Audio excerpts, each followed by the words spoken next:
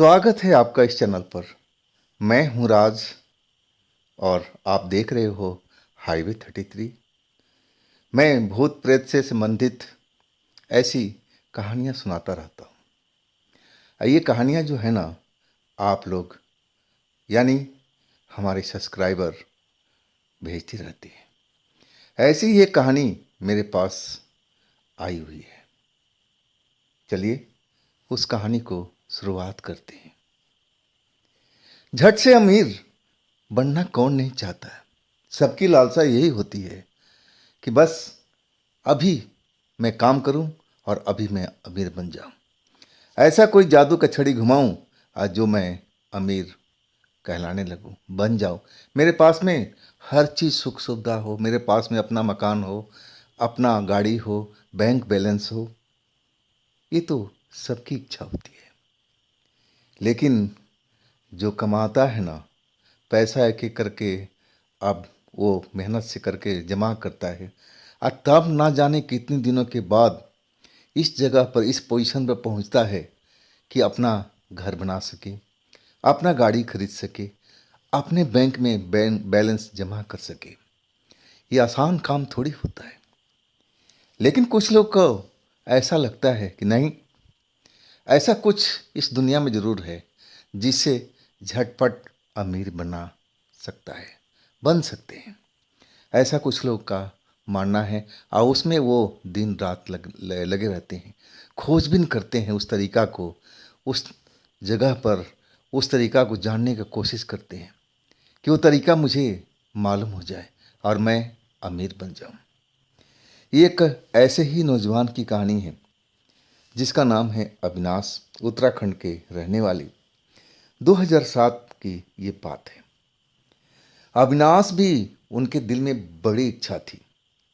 ज़्यादा पढ़े लिखे तो नहीं थे, मैट्रिक पास थे। शरीर हट्टा कट्टा था, लंबाई भी अच्छी थी और चेहरा भी सुंदर था। अब पहाड़ी का रहने वाले उत्तराखंड के, तो ऐसा तो स्वाभाविक ही है। अब वो गांव में बड़ा सपना देखा करते थे। जब वो गांव में रहते थे ना, तो कमाई का साधन तो मात्र सीमित था, खेती बाड़ी, और उनके पिता जो कमा के लाते थे उसी उसी से घर बार चलता था। अब वो जवान हो चुके थे।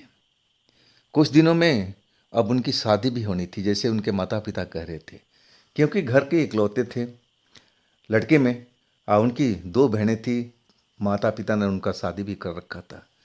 अब उस घर में एक दुल्हन की जरूरत थी जो अविनाश की मम्मी पापा को खाना बना सके, सेवा भाव कर सके। इसीलिए वो लोग लगे हुए थे अविनाश के कि जल्द से जल्द अविनाश अपने पैरों पर खड़ा हो और तब इसकी शादी कराया जाए, उसकी बहू हमारे घर में आ जाए। उनकी इच्छा ये थी। लेकिन अविनाश जो थे ना, उनका सोच बड़ा अलग था। वो चाहते थे कि ये पुराने घर में मैं शादी नहीं करूँगा। मैं जब पैसा कमा लूँगा और नया घर बनाऊँगा, मेरे पास में अपनी खुद की गाड़ी होगी, बैंक बैलेंस होगा और तब मैं वो शादी करूँगा। लेकिन कहाँ से हो, कैसे करें वो गांव में रह करके। आखिरकार उनको मौका मिला शहर जाने का, जहाँ पर उस गांव के कुछ लड़के काम करते थे और वो शहर चले गए उन सपनों को पूरा करने के लिए। जब शहर पहुँचे और जब गांव के लड़कों ने वहाँ की स्थिति के बारे में सब कुछ अवगत कराया कि देखो भाई, यहाँ तो ऐसे ही काम किया जाता है, हम तो फैक्ट्री में काम करते हैं और ये दूसरा चौकीदारी का काम करता है, तीसरा कोई और करता है, बताओ इनमें से तुम कौन सा काम पसंद करोगे, उसी में हम आपका काम लगा देंगे। अब जो अविनाश थे ना, जब सच्चाई देखा ना, तो एकदम भौचक्के रह गए थे। वो तो ना जाने क्या क्या सपना संजो के आए थे शहर में कि चलो वहाँ पर आराम का काम मिलेगा और उसमें बहुत सारा पैसा होगा। लेकिन जब सच्चाई सामने आई ना, तो होश उड़ चुके थे। आखिरकार अब गांव से इतनी दूर से चल के शहर पहुँचे थे और काम तो करना ही होगा। शहर में रहना है तो ये सब करना ही पड़ेगा। वहाँ कोई मुफ्त में तो खिलाने वाला नहीं रहा।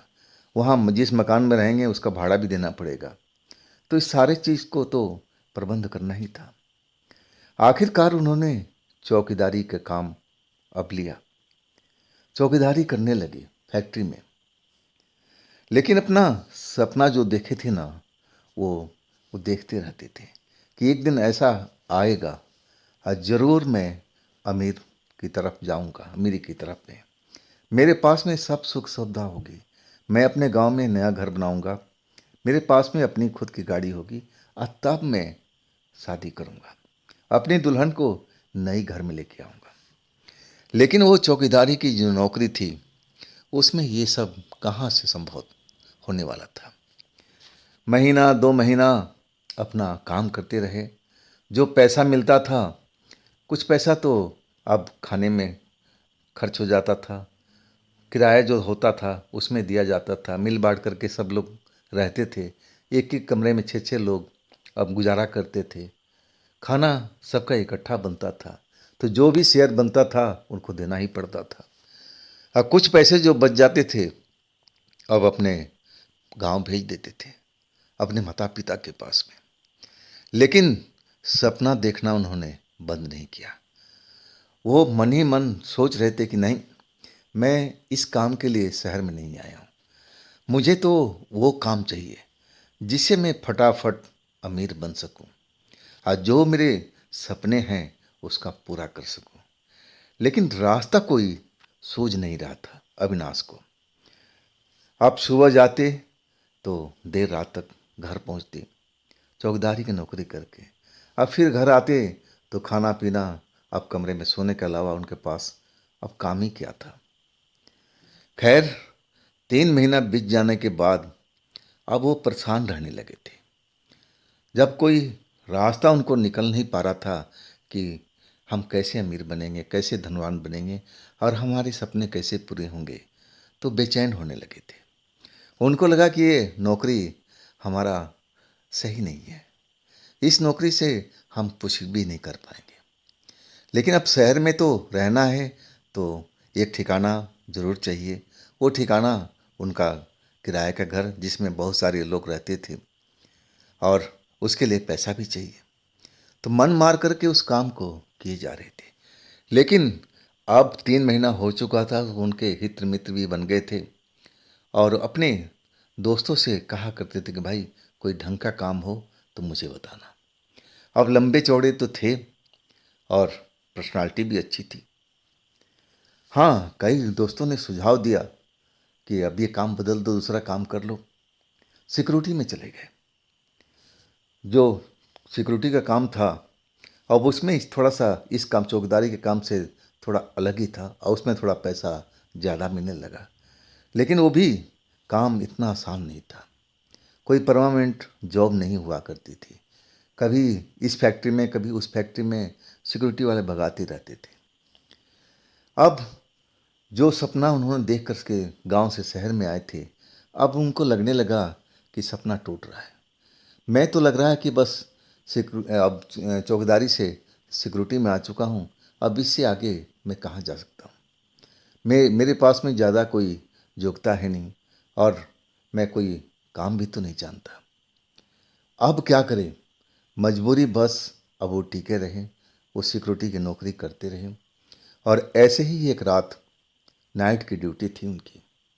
रात के 8 बजे से लेकर के सुबह के 8 बजे 12 घंटे की नौकरी किया करते थे।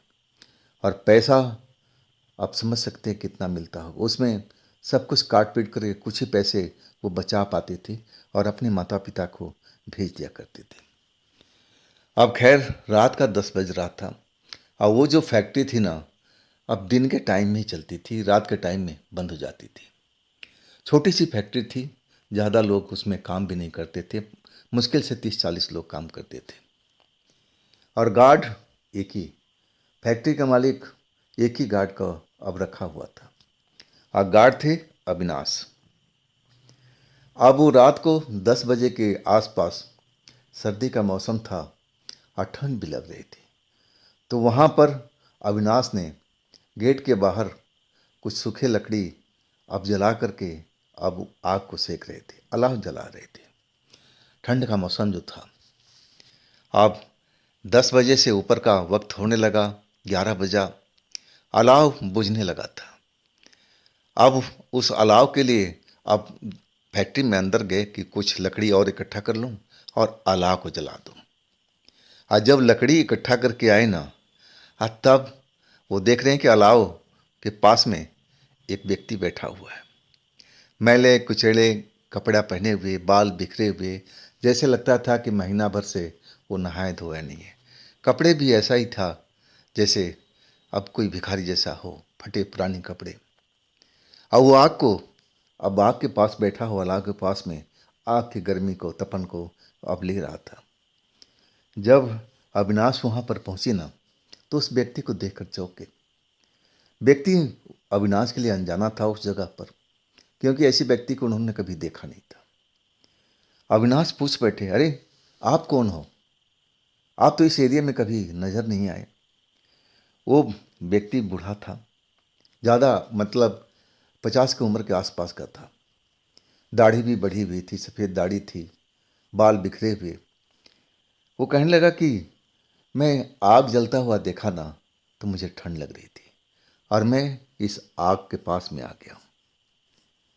अब अविनाश देखे कि चलो, बुजुर्ग व्यक्ति है, अधेड़ व्यक्ति है और तन पर सही ढंग के कपड़े भी नहीं हैं, ऐसा ही लग रहा है। चलो कोई बात नहीं, लकड़ी डाल दिया, आग तेज हो चुकी।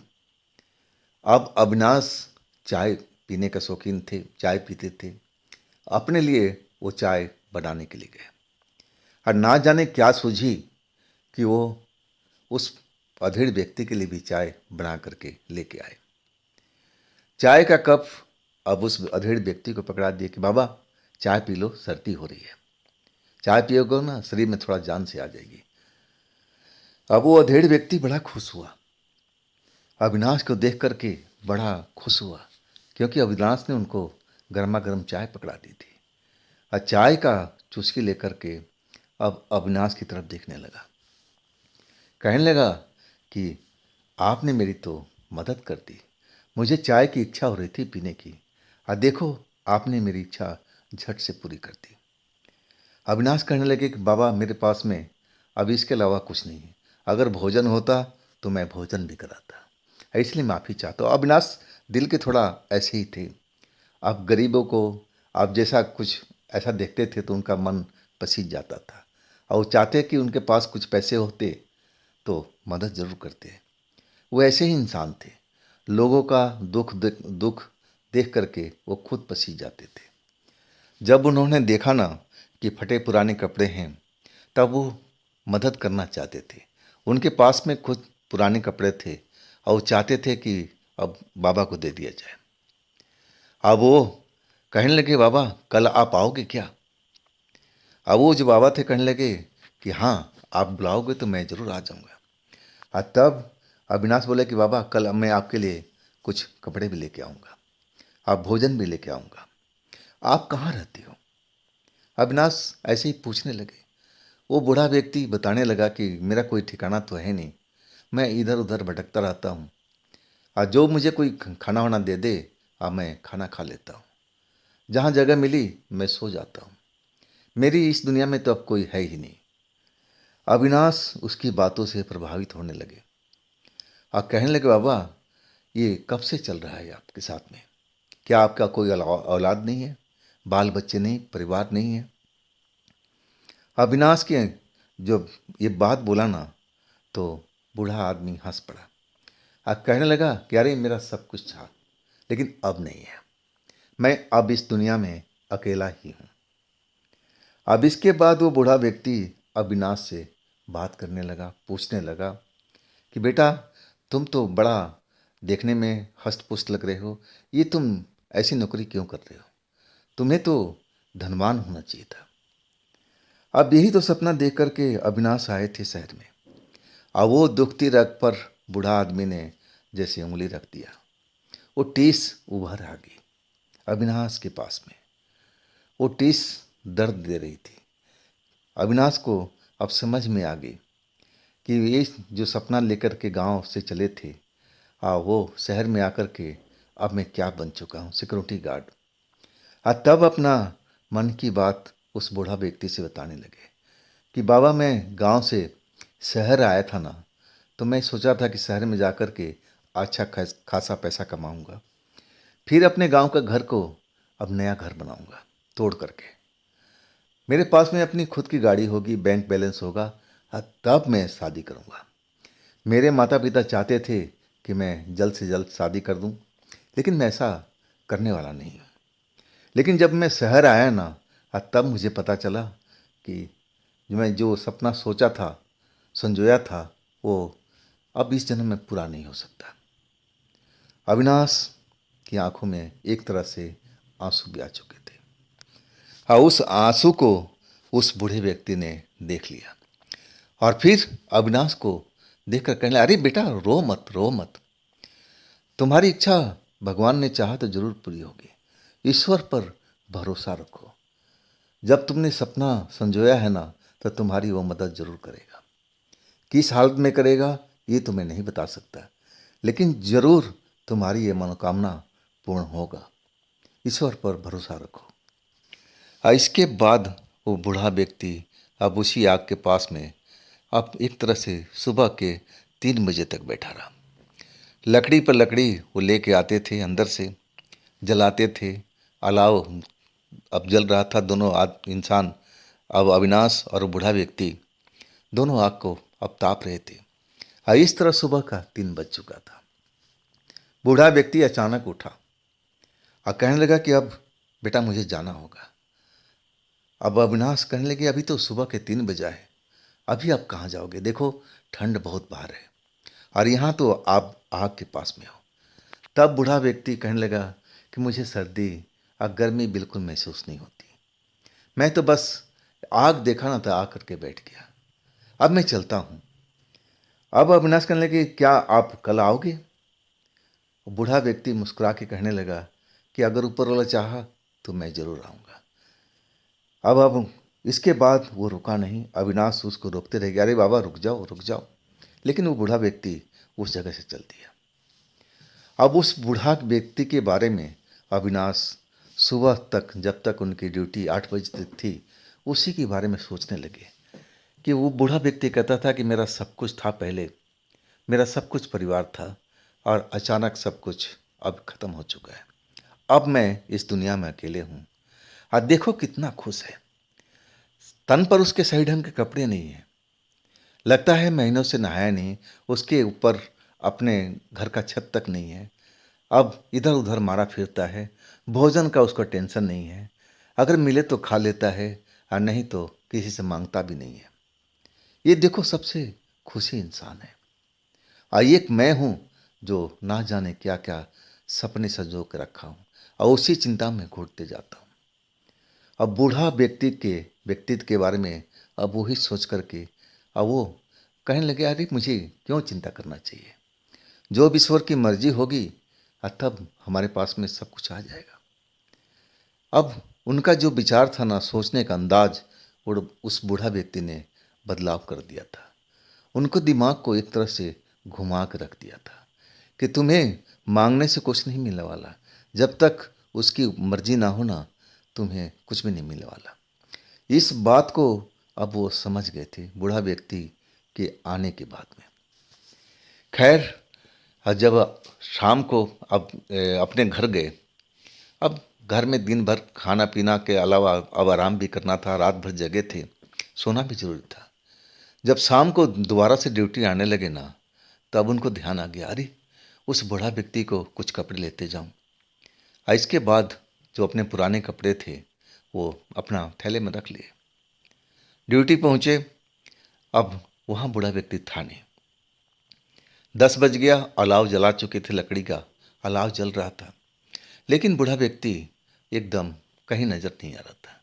11 बज गया, तब भी वो नजर नहीं आया। 12 बजा ना, वो लकड़ी लेने के लिए जब अंदर गए कि थोड़ा अब आग कम हो रही है, ठंडी हो रही है, थोड़ा सा लकड़ी और डाला जाए। जैसे ही फैक्ट्री के अंदर जाते हैं, आज जब लकड़ी लेके वापस आते हैं ना, तो बूढ़ा व्यक्ति उसी अलाव के पास हाथ तापता हुआ नजर आता है। उसको देख करके अविनाश खुश हो जाते हैं। कहते, बाबा मैंने आपके लिए कपड़े लाया था, मैं तो चिंता कर रहा था कि आप अभी तक दिखाई नहीं दिए। बूढ़ा व्यक्ति कहने लगा, अरे बेटा, इसके अलावा और भी कुछ काम था। उस काम को मैं पूरा करने के चक्कर में लगा था। अब ऐसे ही गोलमोल बूढ़ा व्यक्ति जवाब देने लगा, जो अविनाश बिल्कुल समझ नहीं पाए थे। अब वो बैग ले आए, कपड़ा, अब बूढ़े आदमी को दी, बाबा ये कपड़े खोलो और ये कपड़े पहन लो, ये इसमें बदबू आ रही है। बूढ़ा व्यक्ति कपड़े देख कर खुश हो गया और कहने लगा कि ठीक है बेटा, मैं ये कपड़ा धारण कर लेता हूँ। और इसके बाद अब अविनाश का लिया हुआ कपड़ा वो पहन लिया था। और कपड़ा पहनने के बाद में अब उस इंसान का हुलिया एकदम बदल सा गया था। अब अविनाश मन ही मन खुश थे। भोजन भी लेके आए थे उसके लिए, अब भोजन भी दिए। वो बूढ़ा व्यक्ति भोजन भी किया और एक तरह से बड़ा खुश हुआ। अविनाश को ये सब देख करके बड़ा अच्छा लग रहा था। मन में एक शांति सी मिल रही थी, चलो मैंने किसी का मदद तो किया। वही हुआ। सुबह 3 बजे के आसपास बूढ़ा व्यक्ति अब फिर उठ करके चल देता है। अविनाश रोकते रह जाते हैं, लेकिन वो रुकता नहीं। वो कहता है कि नहीं, हमें जाना है, हम इस जगह पर रुक नहीं पाएंगे। इसके बाद वो निकल जाता है। अविनाश हैरान तो जरूर होते हैं कि सुबह के 3 बजे तक मेरे पास में बैठा रहा, और जैसे ही 3 बज रहा है वो चल दिया। वो अविनाश उसको रोकते रहे, टोकते रहे, लेकिन वो पीछे मुड़ा नहीं। अब अविनाश की आंखों के अब ओझल हो चुका था, और उसी के बारे में अविनाश भी सोच रहे थे कि आखिर ये बूढ़ा व्यक्ति यहाँ वहाँ कहाँ भटकता रहता है। अब अविनाश के पास में पैसा होता तो उस बूढ़े व्यक्ति की जरूर मदद करते, लेकिन वो तो खुद गांव से शहर आए थे पैसा कमाने के लिए। अब अब ये जो सोच था उनका अब ख़त्म करना था। अब उनका काम भी था, नौकरी भी थी, उस चीज़ में अपना ध्यान लगाना था। तीसरा दिन हुआ, तीसरी रात भी भोजन लेकर के अपने बैग में उस बूढ़े व्यक्ति के लिए लेके आए थे। 12 बज गया, अभी तक बूढ़ा व्यक्ति आया नहीं। अलाव जल रहा था। अब वही हुआ, जैसे ही लकड़ी लेने के लिए फैक्ट्री में जाते हैं, अब कुछ ही देर होता है और तब तक बूढ़ा व्यक्ति उनको नजर आ जाता है हाथ तापते हुए। अब खुला ही इलाका था उनका, अगर कोई दूर से भी आता ना तो नजर जरूर आता, लेकिन ये बूढ़ा व्यक्ति कहाँ से आ गया ये कुछ समझ नहीं पाते थे। ये अचानक हवा में पैदा हो गया, अंधेरे से निकल कर कहाँ कैसे आ गया, अब अविनाश को समझ में नहीं आ रहा था। खैर, जब अविनाश जब उसके पास आए ना तो बूढ़ा व्यक्ति मुस्कुरा रहा था। अविनाश पूछे, बाबा मैं आपका कब से इंतजार कर रहा था, देखिए मैं भोजन लेके आया हूँ। बूढ़ा व्यक्ति कहने लगा, लाओ फिर देरी किस बात की। भोजन दे दिए। बूढ़ा व्यक्ति अब भोजन को ग्रहण कर लिया, खुश भी हुआ। अब अविनाश पूछने लगे, बाबा मैं आपके बारे में और कुछ जानना चाहता हूँ। आप सुबह 3 बजे कहाँ निकल जाते हैं और अचानक आप इस जगह पर पहुँच जाते हैं, मैं देख ही नहीं पाता हूँ, तो ये कैसे करते हैं, कहाँ रहते हैं आप। अब एक तरह से जो अविनाश के मन में ये सवाल चल रहा था ना, वो बूढ़ा व्यक्ति सवाल का जवाब नहीं दे रहा था। वो कहने लगे, बेटा इसके बारे में तुम मत पूछो कि मैं कहाँ जाता हूँ, कैसे आता हूँ, इस बात को कभी हम बताएंगे। और इसके बाद वो विषय को बदल देता है।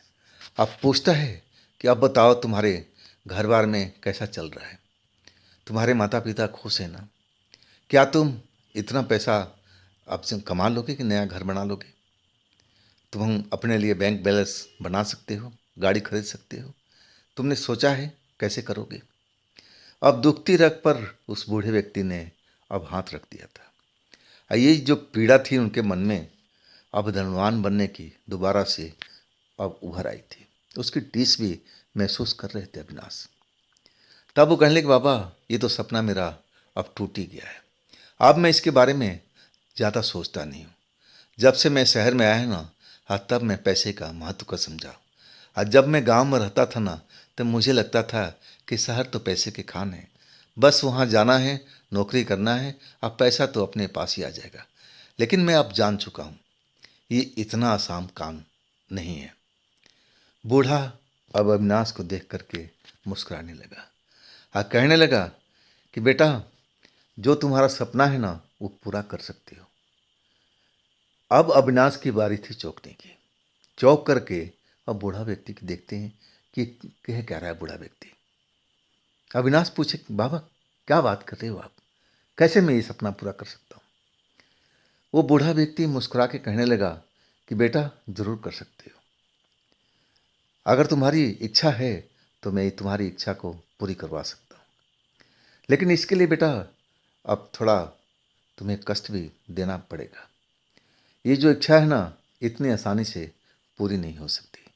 इसके लिए तुम्हें मेहनत भी करनी पड़ेगी और इसमें रिस्क भी है। अगर तुम कहो तो मैं उस चीज़ को पूरा कर सकता हूँ। अब जैसे अविनाश को लगा कि बूढ़ा व्यक्ति बेवकूफ़ बना रहा है, ये ऐसी वैसी बातें कर रहा है। अब उस पर ध्यान नहीं दे रहे थे।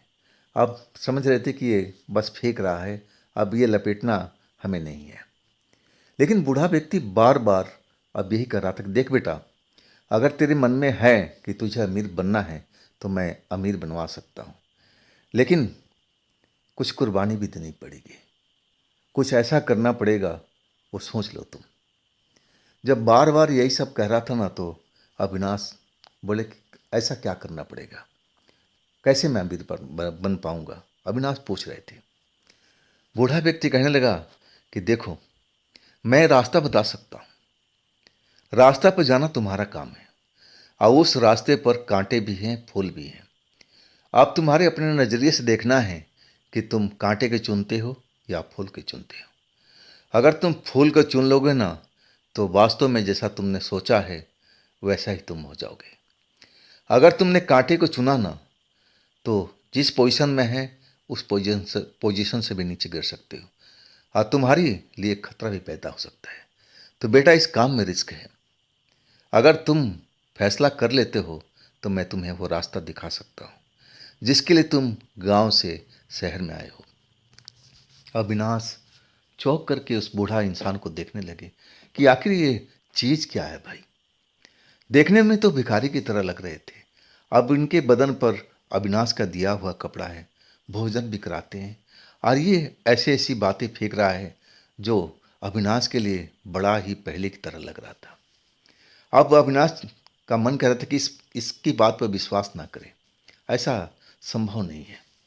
लेकिन बूढ़ा व्यक्ति कह रहा था, हाँ संभव है, रास्ता मैं बताऊंगा, चुनना तुम्हें होगा, फूल को या कांटे को। अब तुम्हें इसकी परख होनी चाहिए। अब अविनाश उसकी बातों में अब डूबते जा रहे थे। समझ में नहीं आ रहा था कि आखिर क्या करना है।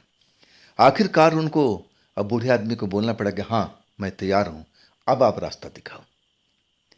बोल तो दिए अविनाश। अब बूढ़ा व्यक्ति मुस्कुरा करके रह गया। अब फिर कहने लगा कि ठीक है, मैं तुम्हें वो रास्ता जरूर दिखाऊंगा। आज इसके बाद 3 जैसे ही बजा सुबह का, वो बूढ़ा व्यक्ति अलाव के पास से उठ गया। अविनाश रोकते रहे आज भी कि बाबा जी रुक जाओ, ठंड देखो बाहर ज़्यादा है, ठंड लग जाएगी। और तब बूढ़ा व्यक्ति कहने लगा कि अरे बेटा, मुझे जो अपना काम करना है और उसमें ठंड गर्मी का मुझे महसूस ही नहीं होता है, जब काम पे अपना लग जाता हूँ। अब अविनाश चौंकते हुए कहने लगे, कैसा काम करते हो बाबा। अब बूढ़ा व्यक्ति फिर मुस्कुरा करके अविनाश की तरफ देखा और कहने लगा, फिर कभी बताऊंगा, अभी तो मुझे जाना है। और इसके बाद वो चल दिया। अविनाश बस देखते ही रह गए। अगले दिन आने का वादा कर गया था। हाँ, बोला कि जब आऊँगा ना, तब मैं तुझे वो रास्ता ज़रूर दिखाऊंगा। अब अगला दिन हुआ, रात हुई, ड्यूटी आए, खाना भी अब उस बाबा के लिए एक तरह से उनकी आदत बन गई थी। अपने बैग में पैक करके खाना लेके आए थे। रात के 12 बज गया। इंतज़ार करते करते बूढ़ा आदमी नज़र नहीं आया। 12:30 बजा। आखिरकार 1 बजे बूढ़ा व्यक्ति अचानक लकड़ी लेने जाते हैं अंदर में, और वो आग के पास बैठा हुआ पाया। अब अविनाश देखते हैं तो उनके चेहरे पर मुस्कुराहट तोड़ जाती उस बाबा को देख करके। अब बाबा ही मुस्कुरा देता है। अब फिर अविनाश अपना बैग में से खाना निकालते हैं कि बाबा आज तुमने तो बहुत ज़्यादा इंतज़ार करवाया, देखो खाना बिल्कुल अब ठंडा हो चुका है। बूढ़ा कहने लगा, कोई बात नहीं, जैसा है मुझे दे दो, मुझे तो अब पेट भरने से मतलब है। इसके बाद वो बूढ़ा व्यक्ति अब खाना खा लेता है, भोजन ग्रहण कर लेता है। पानी पीने के बाद में कहता है कि देख बेटा, मैं तेरे लिए अब वो रास्ता के दिखाने के लिए काम में लगा हुआ था। इसलिए मैं थोड़ा बिजी था। एक तरह से वो बताने लगा, बेटा तेरी छुट्टी कब की होगी। अविनाश चौंक करके उस बाबा की तरफ देखने लगे। कहने लगे, बाबा हमारी कभी छुट्टी नहीं होती है, इस नौकरी में हमारी छुट्टी नहीं है। बूढ़ा व्यक्ति कहने लगा कि बेटा तुझे तो छुट्टी लेनी पड़ेगी, और तब उस रास्ते की तरफ मैं तुम्हें लेके जाऊंगा, क्योंकि एक बार उस रास्ते में गए ना तो टाइम भी लग सकता है। अब कितना वक्त लगेगा मैं बता नहीं पाऊंगा। हाँ, लेकिन उस काम में तुम सक्सेस हो गए ना तो अमीर बन के ही लौटोगे, ये मैं आपसे वादा कर सकता हूँ। अगर तुमने गलत चीज़ को चुना ना तो तुम बर्बाद भी हो सकते हो, तुम्हारी जान की लाल भी पड़ सकते हैं। अब ये बात तो सुन चुके थे, लेकिन अविनाश उस बूढ़े व्यक्ति पर विश्वास नहीं कर रहे थे। लेकिन अब कहने लगे कि बताओ आप। बूढ़ा व्यक्ति कहने लगे, बेटा कब छुट्टी करोगे। अब अविनाश कहें कि हम कल ही कर लेंगे छुट्टी, आप बताओ करना क्या है। बूढ़ा व्यक्ति कहने लगा, ठीक है, मैं तुम्हें वो सामने का पीपल का पेड़ दिख रहा है ना, वहाँ चबूतरा जो दिख रहा है, मैं वहाँ पर मिलूंगा आधी रात के वक्त में, और तुम उसी जगह पर आ कर के मेरा इंतजार करना। फिर मैं उस रास्ते के बारे में दिखाऊंगा, बात करूंगा और तुम्हें भेजूंगा कल।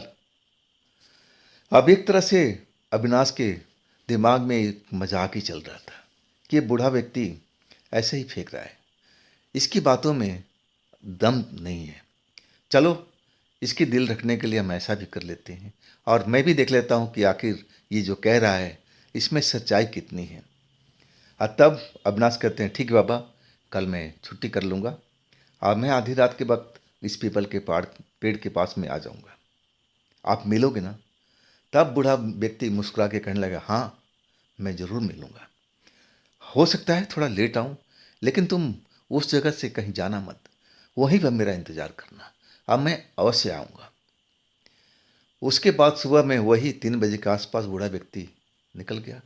अविनाश एक दो बार रोकने की कोशिश किए, लेकिन जान चुके थे कि बूढ़ा व्यक्ति रुकेगा नहीं।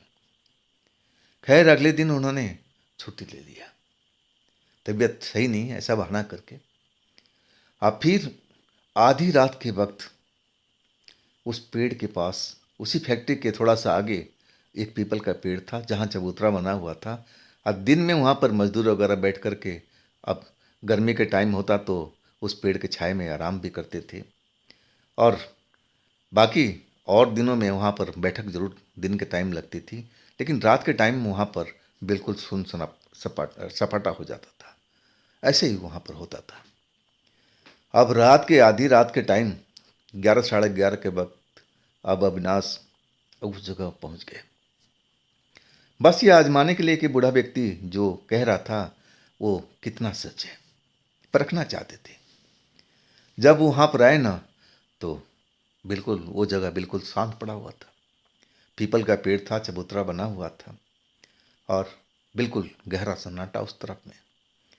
वो आकर के चबूतरे पर बैठ के देखने लगे, लेकिन वो बूढ़ा व्यक्ति नजर नहीं आया। इंतजार करते रहे, 12 बजा, 12:30 बजा, 1 बजा, और तब वो बूढ़ा व्यक्ति उनको आता हुआ दिखा। और जैसे ही अब चेहरा पहचान लिए, तब अविनाश को लगा कि हाँ ये बाबा तो सही कह रहा था कि मैं थोड़ा लेट जरूर हो जाऊंगा, लेकिन आऊंगा जरूर, उस जगह से तुम हिलना मत। बूढ़ा व्यक्ति आकर के मुस्कुराते हुए कहने लगा कि अरे वाह, आ गए हो बेटा, मुझे तो विश्वास नहीं था कि तुम आओगे, चलो अच्छा हुआ तुम आ गए। अब इसके बाद बूढ़ा व्यक्ति अब अविनाश के पास में आके बैठ जाता है, अब फिर अविनाश का हाल चाल लेने लगता है। अविनाश अब कहते हैं कि बाबा आपने मुझे इस जगह पर बुलाया था वो रास्ता दिखाने के लिए जो मुझे अमीर बना सकता है।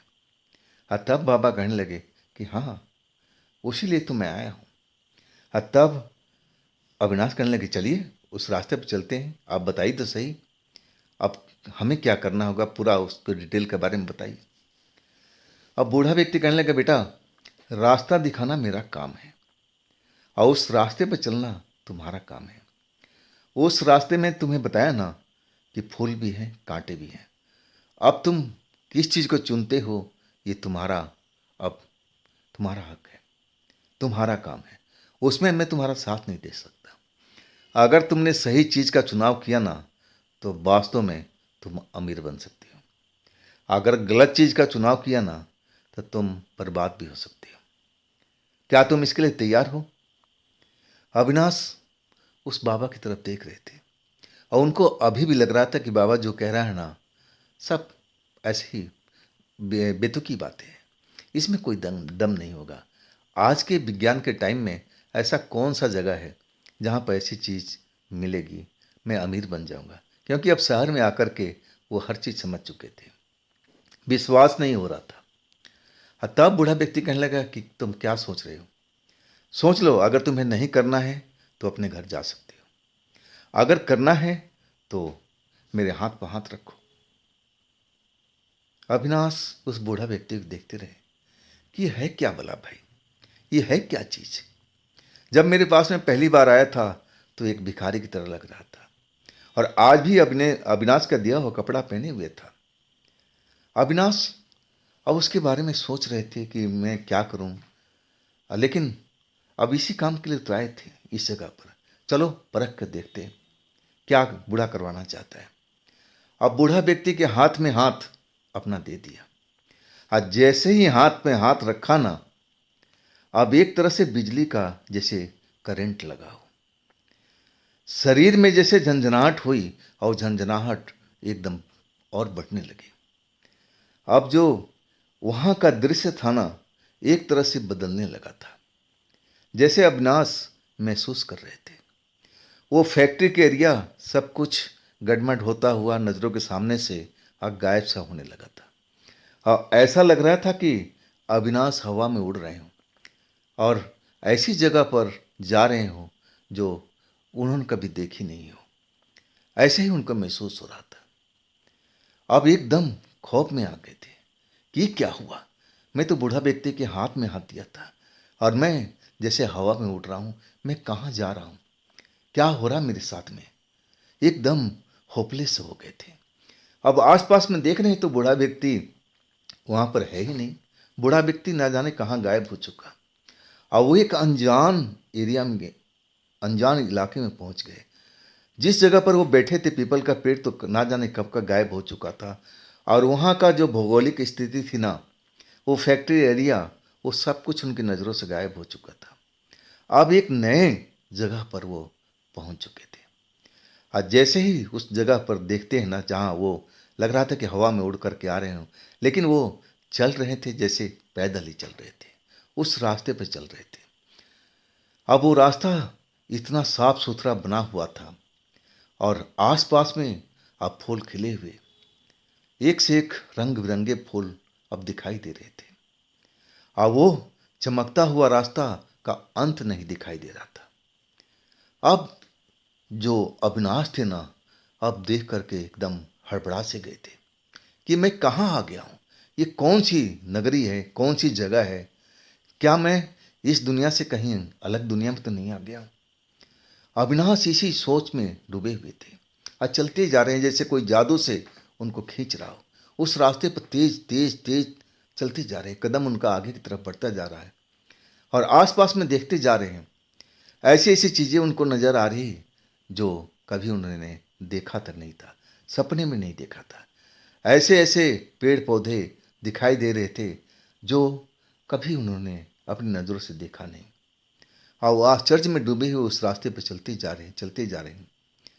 और एक सामने में एक घर दिखाई दे रहा है महल की तरह और उस महल का दरवाज़ा दोनों खुला हुआ है, दो दरवाजे उसके, दो गेट और बड़ा सा गेट अब खुला हुआ फाटक और उसके अंदर से जैसे म्यूजिक बज रहा हो, संगीत बज रहा हो और वो तेज तेज आवाज़ में अब संगीत सुनाई दे रहा है और उनके कदम उसी महल की तरफ चलता जा रहा है, चलता जा रहा है, जैसे कोई शक्ति उनको खींच रही हो।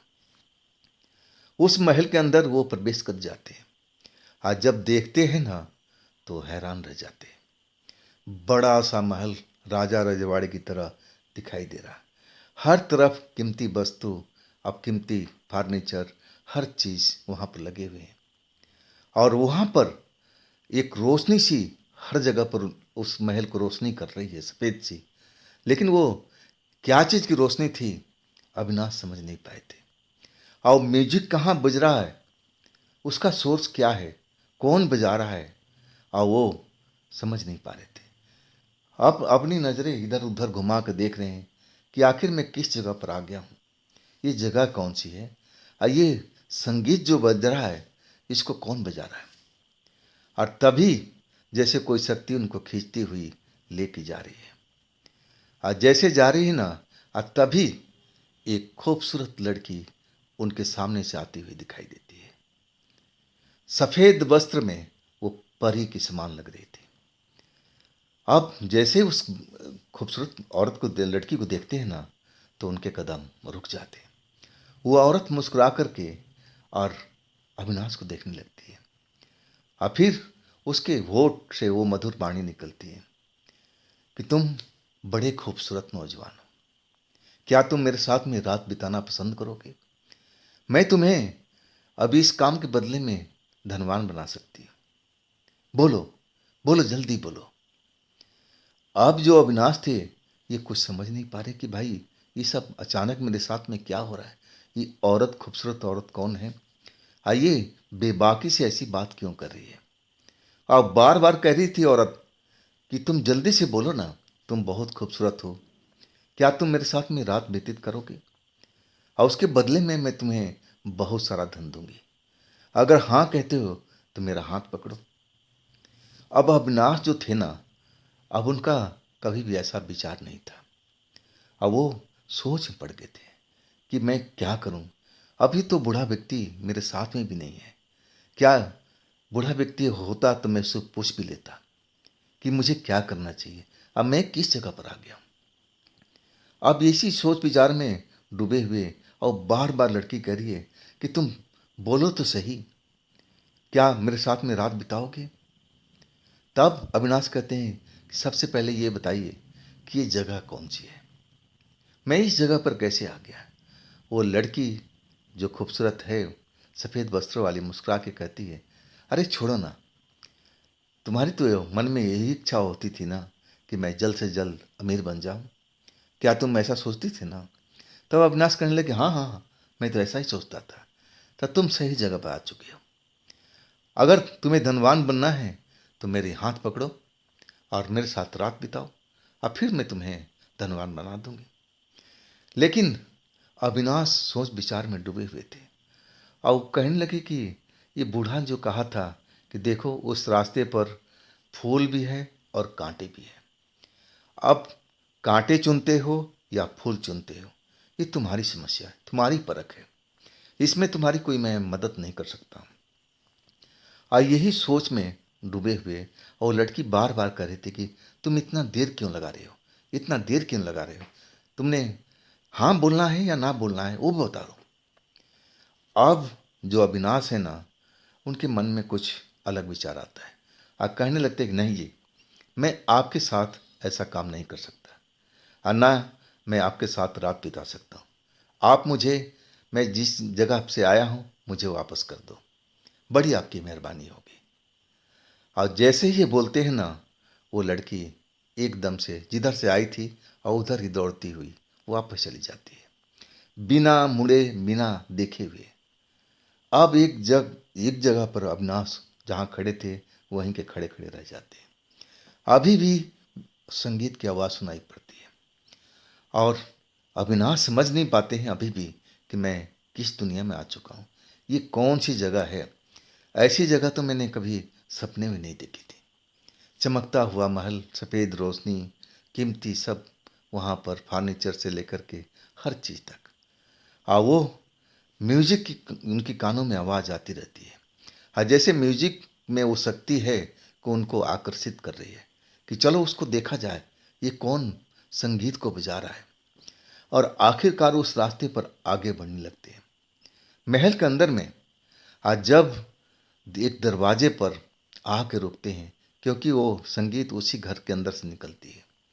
आज जैसे ही दरवाजे पर खड़े होते हैं ना, कि कौन बजा रहा है संगीत, इतना मधुर धुन जिसके सुन करके कान एकदम प्रसन्न होते जा रहे हैं। ऐसा ही मधुर संगीत उनके कानों में सुनाई पड़ रहा था। और अचानक वो दरवाज़ा अपने आप खुलता है तो देखते हैं कि एक बड़ा सा हॉल है, और उसमें एक लड़की बड़ा सा वाद्य यंत्र लेकर के और उसको छेड़ रही है।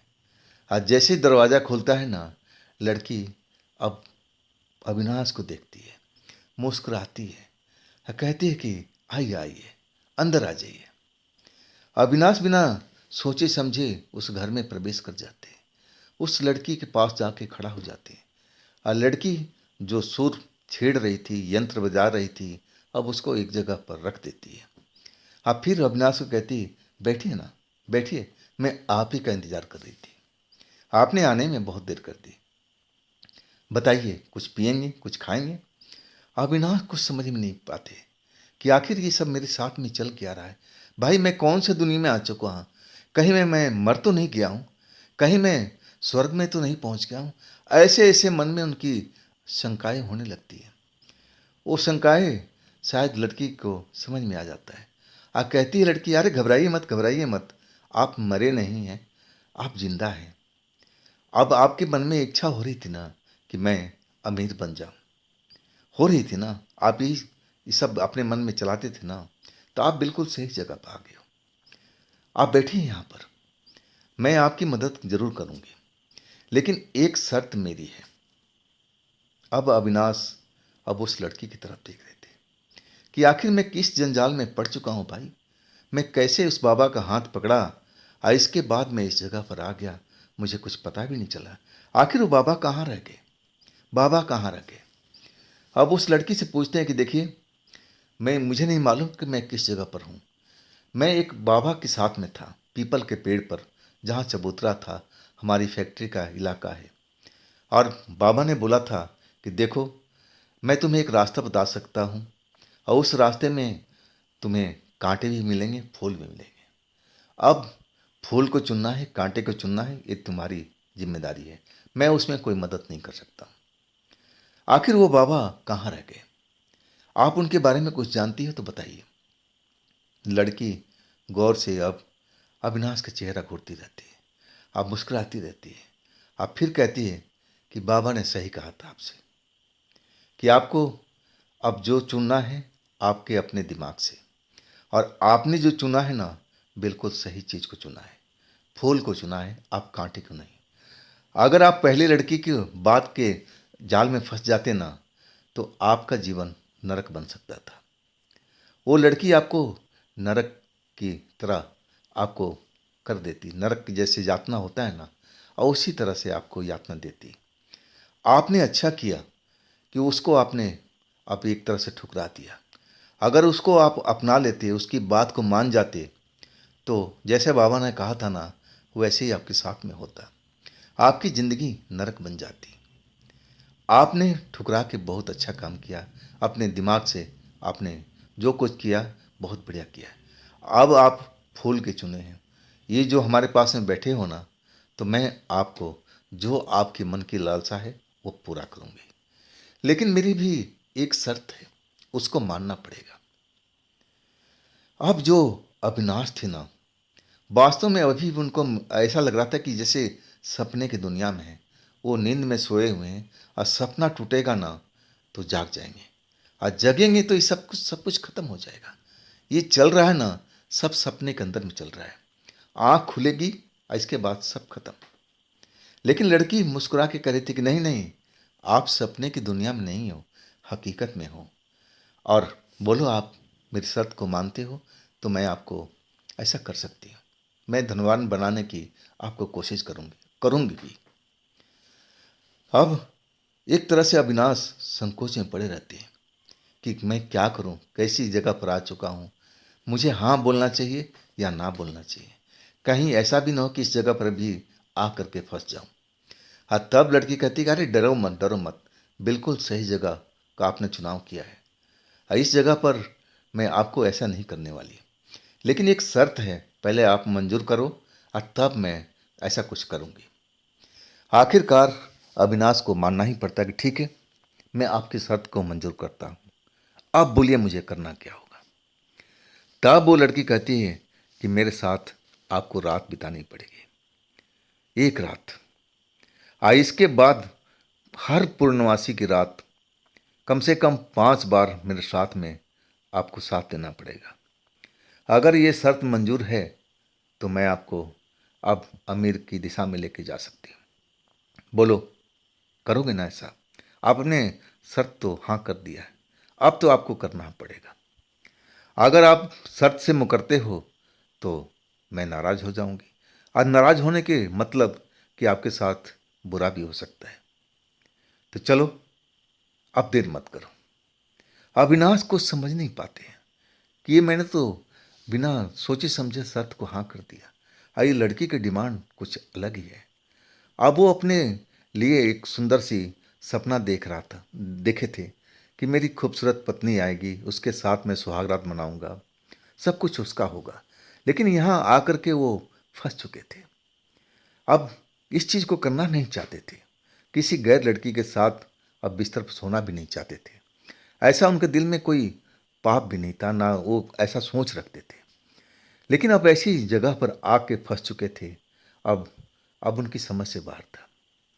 लड़की उनको डराने लगी थी, कह रही थी कि अगर आप यहाँ से वापस तभी जा सकते हो जब मेरी शर्त को आप मानोगे, और जो आपने हाँ बोल दिया है, अब आपके पास लौटने का एक ही रास्ता है, और वो रास्ता हूँ मैं।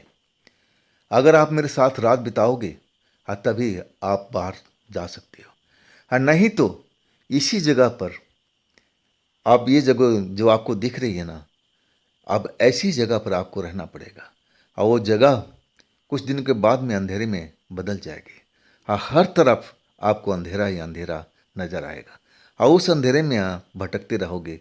अब अपनी दुनिया में जाने की कोशिश करोगे लेकिन जा नहीं पाओगे। अविनाश का जैसे दिमाग ही काम नहीं कर रहा था कि भाई मैं कहाँ फंस गया, ये क्या हो गया मेरे साथ में। मैं तो बाबा के साथ पीपल के पेड़ के पास बैठा हुआ था, बातचीत कर रहा था। अब मुझे नहीं मालूम कि मेरे साथ में ऐसा हो जाएगा। अब मैं क्या करूं? अब अविनाश रोने लगते हैं। उस लड़की के आगे अब एक तरह से विनती करने लगते हैं कि नहीं नहीं जी, मुझे अब इस झंझट से मुक्ति दिला दीजिए, मुझे तो वापस जाना है, मुझे अमीर नहीं बनना है, मैं जैसा हूं वैसा ही ठीक है, लेकिन मैं आपके साथ ये सब काम नहीं कर सकता, मुझे तो माफ़ी कर दीजिए। लड़की बार बार चिताती है कि देखो, तुम इस जगह पर आकर आ तो गए हो, लेकिन अब तुम जा नहीं सकोगे जब तक मेरी शर्त को पूरा नहीं करोगे, और वो शर्त मैं तुम्हें बता चुकी हूँ।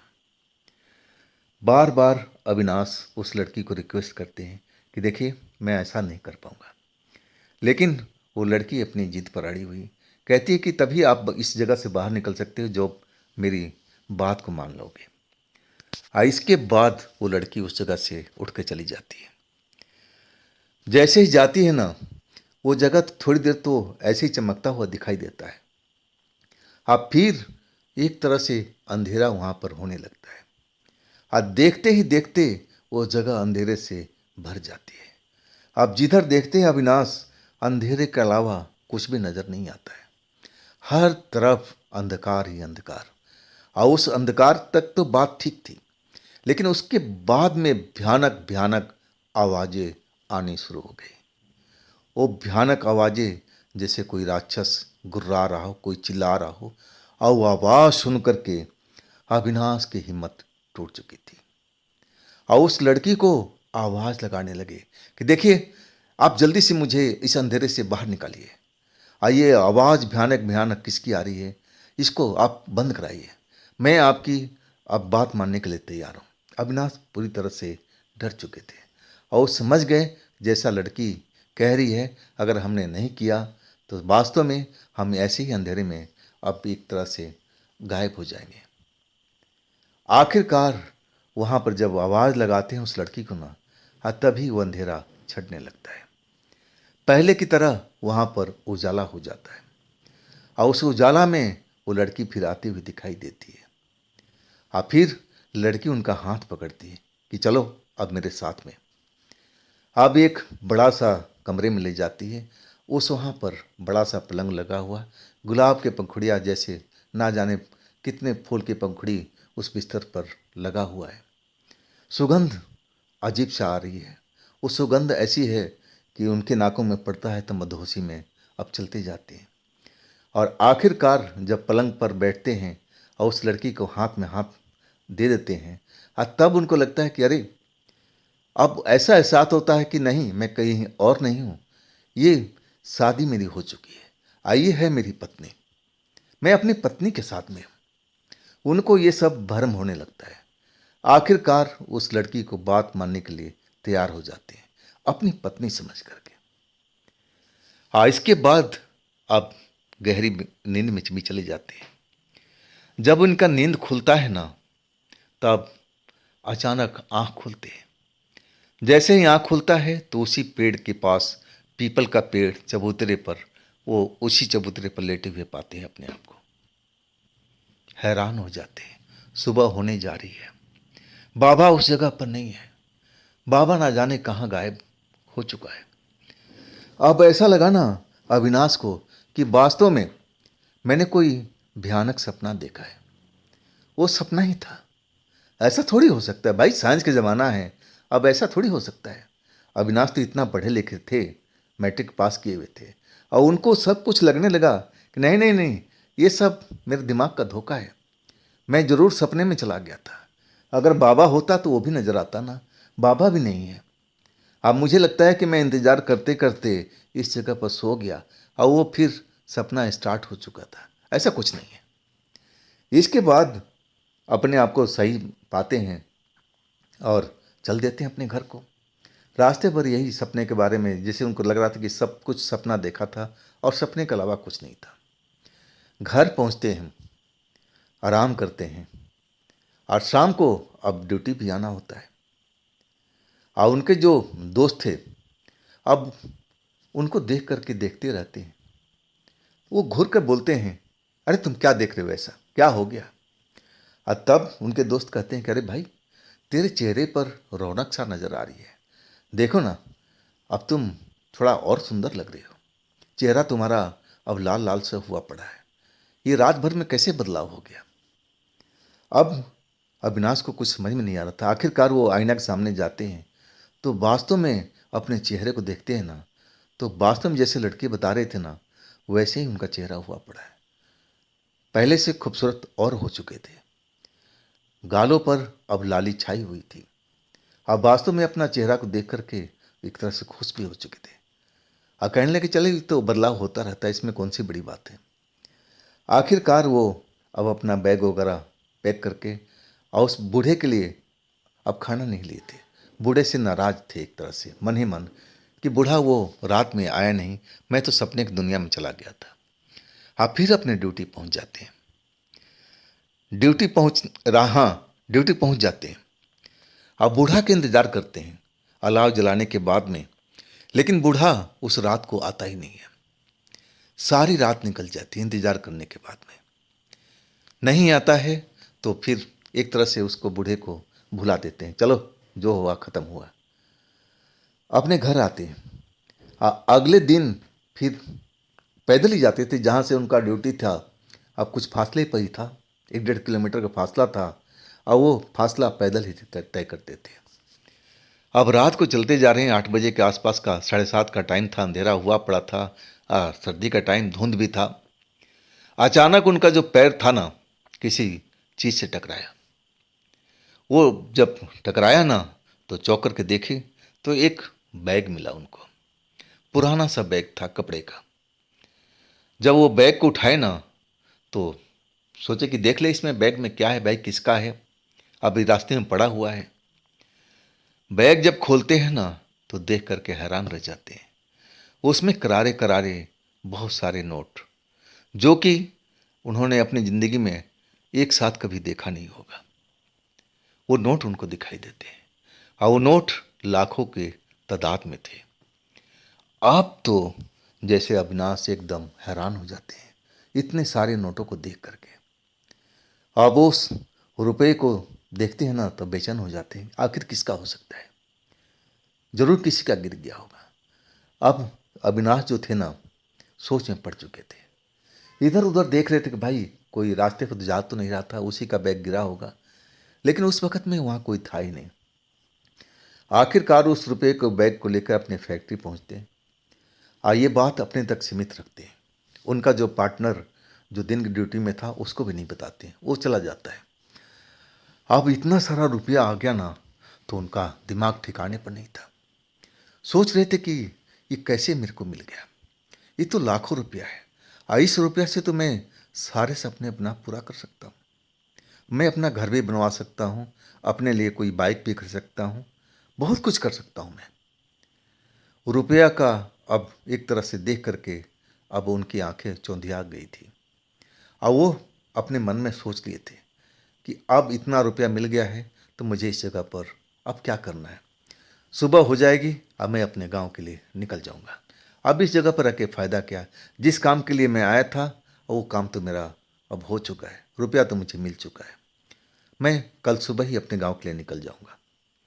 अब वही हुआ, सारा रुपया संभाल करके अपने बैग में अब आए वापस।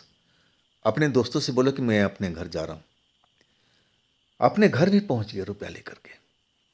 माँ बाप को दिए तो माँ बाप बड़े हैरान थे कि आखिर इतना सारा रुपया तुम इतने दिन में कैसे कमा लिया, तुमने कोई चोरी चकारी तो नहीं की। लेकिन अविनाश कोई अपने माँ बाप से छिपाते नहीं थे और सारी बातें उन्होंने बता दिया कि देखो मुझे एक बूढ़ा बाबा मिला था, वो मुझे सब कुछ जो जो बात थी बूढ़े बाबा की वो सब कुछ बता दिए। और वो सपने की बात भी बताया कि मैं जब बूढ़े के हाथ में हाथ दिया ना, मुझे तो लगा कि वो सपना ही था। लेकिन जब उनके पापा और उनकी मम्मी ने ये बात सुना ना तो सोच में पड़ गए थे। वो पूछने लगे कि लड़की ने तुमसे क्या वादा किया था, क्या बात किया था। और वो सारी बात बताने लगे कि हर पूर्णमासी की रात को मैं तुमको बुलाऊंगी और तुम्हें मेरे साथ में रहना पड़ेगा, सोना पड़ेगा मेरे साथ में 5 5 रात, पूर्णवासी की 5 रात तक। इसके बाद मैं एक तरह से आज़ाद हो जाओगे। अब ये बात जब माँ बाप को पता चला ना तो माँ बाप बहुत एक तरह से चिंतित हो गए थे और उनको लगा कि ये बेटा ज़रूर बहुत सारा रुपया कमा के लाया है, जैसे भी लाया है, चलो ये तो अच्छी बात है कि हमारी गरीबी दूर हो जाएगी। लेकिन अपने लड़के की अब ये जो बात थी ना कि हर पूर्णवासी की रात को अब उस लड़की के साथ सोना पड़ेगा, एक तरह से अविनाश को तो यही लग रहा था कि वो भयानक सपना था, अब वो सपना टूट चुका है, अब उसका कोई मतलब नहीं है। लेकिन उनके माँ बाप ये जानते थे कि ऐसा हुआ होगा। ये रुपया कोई आसानी से नहीं मिला है, सब कुछ उसी लड़की की वजह से मिला है और उस लड़की ने ही ये रुपया को उस जगह पर रखा था और जिसको उठा करके अब अविनाश लेके आए। खैर, अब जो उनकी इच्छा थी उस काम का करने का, घर बनवाने का, वो अपना घर बनवाने लगे। लेकिन अब अविनाश को कोई चिंता, कोई फिक्र, ना कोई डर था। लेकिन उनके जो माँ बाप थे ना, अब उनको चिंता हुई पड़ी थी कि पूर्णवासी अब कल ही की रात थी और ये डरे हुए दिखाई दे रहे थे। अब अविनाश पूछ बैठे कि आप लोग इतना उदास उदास क्यों दिख रहे हो। तब पापा कहने लगे बेटा कल पूर्णवासी है, कल पूर्णवासी की रात है। तुमने तो बताया था ना सपने वाली बात, तो बेटा तो हमें डर है कहीं वो लड़की तुम्हें ना लेके जाए। मुझे तो अंदेशा है कि वो लड़की अपना वचन जरूर निभाएगी और तुम्हें वो लेके जाएगी। मुझे इसी बात का फिक्र है, अगर वहाँ पर कुछ गड़बड़ हो गई तो हम तुम्हें खो बैठेंगे बेटा। वास्तव में माता पिता डरे हुए थे, लेकिन अविनाश को लग रहा था कि अरे कैसी बात कर रहे हो, वो तो एक सपना था, सपना मैंने देखा था, सपने की बात कहाँ सच होती है। लेकिन अविनाश के माता पिता कहने लगे बेटा ये रुपया तुम्हें इतनी आराम आराम से मिल चुका है, तुमने इसके बारे में सोचा है। ये रुपया उसी लड़की का दिन है और उसी की वजह से तुम्हें मिला है। अब अविनाश इस बात को मानने को तैयार नहीं थे। वो कहने लगे, अरे ये तो रुपया किसी का होगा, गिरा हुआ था, हाँ हमने पा लिया, हम लेके आ गए, इसमें कौन सी बड़ी बात है। खैर माता पिता समझाते रहे, लेकिन अविनाश को कुछ समझ में नहीं आया। अगले रात पूर्णमासी की रात थी और वो अविनाश अपने कमरे में सोए हुए थे। हाँ, माता पिता जरूर जगे हुए थे, चिंता में डूबे हुए थे कि कहीं वो बात सही ना निकले। अब वही हुआ जब आधी रात हुई ना, पूर्णमासी की रात को, माता पिता अब उनके दरवाजे पर निगाह लगाए हुए थे कि कोई ऐसा कुछ अजीब दिखता है तो जरूर दौड़ के चले जाएंगे। लेकिन ऐसा कुछ उनको साथ में नजर नहीं आया। दरवाजे पर अब टकटकी लगा करके वो निगाहें जमाए रखे हुए थे। लेकिन आधी रात हो गई, 12 का टाइम हो चुका था, अभी तक ऐसा कुछ उन्होंने देखा नहीं था। और उधर जो अविनाश थे, नींद, गहरी नींद में अपना डूबे हुए थे, अब नींद का मजा ले रहे थे। अचानक उनको एक सपना सा नजर आता है कि वही लड़की जो संगीत बजा रही थी उस महल में अब उनके इस घर में आ चुकी है और उनका हाथ पकड़ के कह रही थी कि देखो, आज पूर्णमासी की रात है ना, आज तुम अपना वादा करोगे ना पूरा। अविनाश कुछ बोलना चाहते हैं लेकिन बोल नहीं पाते हैं। जबान उनकी लड़खड़ाने लगती है और लड़की मुस्कुराती रहती है। उसके शरीर से एक खुशबू फूटता है और उस खुशबू के अपनी नाक में महसूस करते हैं ना, तो बस मदहोश हो जाते हैं। अब फिर उनको लगता है कि अरे ये तो मेरी पत्नी है, मेरी तो शादी इसी के साथ में हुआ है, अब इससे क्या शर्माना, इससे क्या डरना। और वो हम बिस्तर होते हैं अपने ही घर के अंदर में। अब माता पिता उधर टकटकी लगा के देख रहे हैं कि जरूर लड़की बाहर से आएगी, अब फिर दरवाज़ा खोलेगी, अंदर जाएगी, तब तक हम लोग वहाँ पहुँच जाएंगे, मामला ख़त्म हो जाएगा। लेकिन ऐसा कुछ नहीं हुआ। वो लड़की उस घर में ही प्रकट हुई और सब कुछ सपने की तरह अविनाश के साथ में लग रहा था। अब रात से अब सुबह हो चुकी थी। माँ बाप अब कब तक जगे रहते, सुबह 4 बजे अब उनको भी नींद लग चुकी थी। ऐसा कुछ उन्होंने देखा ही नहीं। हाँ, जब लड़के को उठाने गए ना, तो वहाँ पर पलंग पर फूल ही फूल, पंखुड़ी, ऐसे ऐसे फूल के पंखुड़ी पड़े हुए थे जो उनके इलाके में होते ही नहीं थे। आप देख करके सब हैरान हो गए थे। माँ बाप की तो आंखें फटी की फटी रह गई। उस बिस्तर पर इतने सारे फूल की पंखुड़ी अब बिल्कुल ताजी ताजी देख करके अविनाश को उठाते हैं। अविनाश भी देख करके हैरान रह जाता है कि हर तरफ ये फूल कहाँ है। अब फिर सपने की बात उसको याद आ जाती है। अब माँ बाप बिल्कुल समझ चुके हैं कि जो लड़की ने बोला था ना वही हुआ। वो बिल्कुल पूर्णमासी की रात को इस जगह पर आ गई थी और हम लोग देख नहीं पाए थे। पूछने लगे अपने बेटा से, अविनाश से, कि बेटा तूने क्या महसूस किया। अब अविनाश जो सब कुछ सच्चाई था वो सपने की बात बताने लगे कि मैंने ऐसा ही कुछ महसूस किया था। आखिरकार माता पिता अब भयभीत हो चुके थे। अब तांत्रिकों के पास जाने लगे। तांत्रिक उनकी कहानी सुनते ना तो कहते, भाई तुम अलग ही रहो, ये हमारे बस का बात नहीं है। तुम्हारी लड़की को तो कोई परी का चक्कर लगा हुआ है, परी का साया है और उसमें हम कोई मदद नहीं कर पाएंगे। अगर हम जाएंगे तो हम नुकसान उठा पाएंगे। कोई भी तांत्रिक किस कहानी को सुनता तो बिल्कुल हाथ ही नहीं लगाता था और कहने लगा कि कहीं भी जाओगे कुछ नहीं होगा, 5 रात, 5 पूर्णवासी की रात बिताना ही पड़ेगा तुम्हारी लड़की को, और तब वो खुद वो लड़की तुम्हारी लड़की के पीछा छोड़ देगी।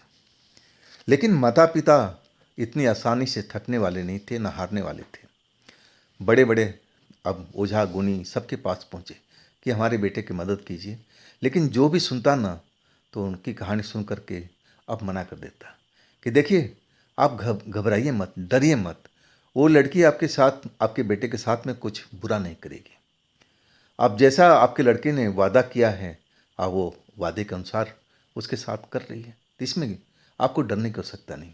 5 रात जैसे बीत जाएगा, अब खुद वो लड़की आपके बेटे के साथ छोड़ के चली जाएगी। अब वैसे ही हुआ। 5 पूर्णमासी की रात को अब पलंग पर ताज़ा ताज़ा फूल जो उस इलाके में होता नहीं था, और वहाँ पर अब सुबह के टाइम में माता पिता देखते भी थे, अविनाश खुद महसूस करते थे।